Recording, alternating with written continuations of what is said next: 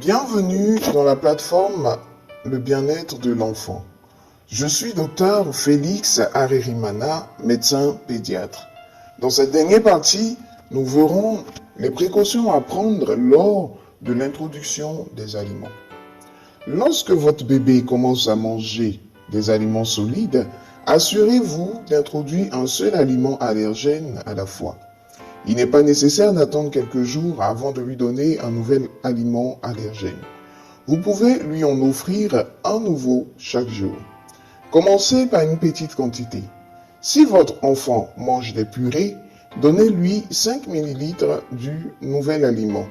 Augmentez ensuite petit à petit la quantité.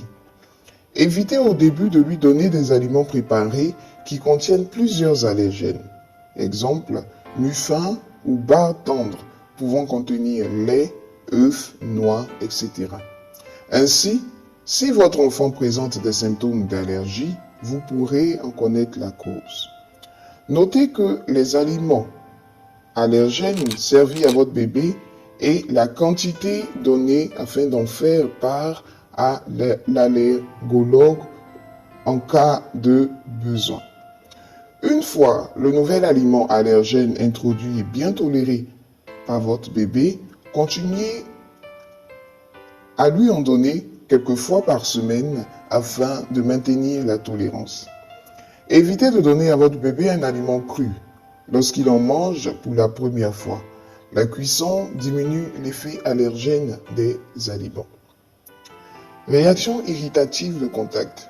Des réactions irritatives se produisent parfois au contact d'un irritant tel que des aliments acides, tomates, ananas, agrumes, épicés ou vinaigrés, pouvant engendrer des rougeurs au pourtour de la bouche et sur les joues. Cette zone sur le visage est particulièrement vulnérable au contact direct, surtout si la peau est sèche. Ce type de réaction irritative n'est pas d'origine allergique, surtout si aucun autre symptôme ne l'accompagne. Les bébés au teint clair, particulièrement sur leur peau, est sensible et facilement réactive.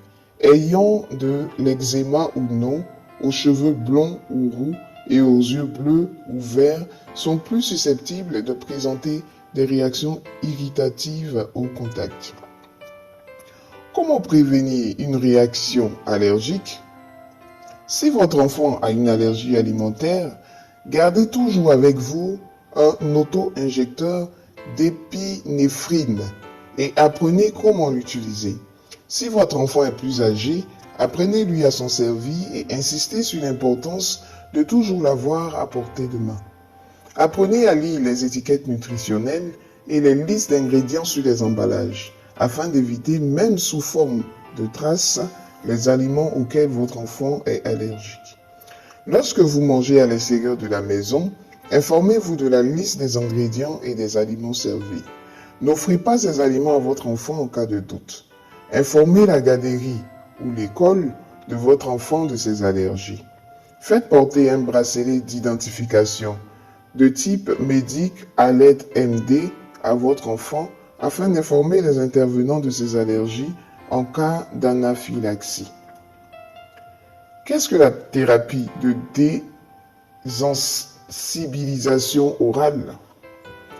Une thérapie de désensibilisation orale a été développée depuis 2017. Cette thérapie de désensibilisation orale est un traitement de longue durée, 3 à 5 ans, qui vise à désensibiliser les enfants ou à leur donner une plus grande tolérance à un allergène. Ce traitement consiste à administrer chaque jour des doses minimes d'allergènes sur une période prolongée.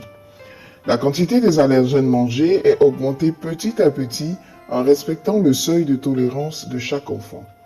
Le protocole du traitement est adapté selon la sévérité de l'allergie alimentaire. Le traitement est toutefois considéré comme exigeant puisqu'il implique des visites fréquentes à la clinique ainsi que des risques de réaction allergique. Il reste que les personnes allergiques dont la qualité de vie est altérée pourraient y trouver des avantages. Cette récente thérapie de désensibilisation a eu du succès pour différents allergènes, comme le lait de vache, les œufs, les arachides, les noix, le sésame, le soya et le poisson. Les enfants ayant des allergies alimentaires multiples peuvent aussi être traités. L'allergologue et les parents peuvent faire la demande conjointement auprès des cliniques d'immunothérapie orale. Merci, chers abonnés, pour votre attention.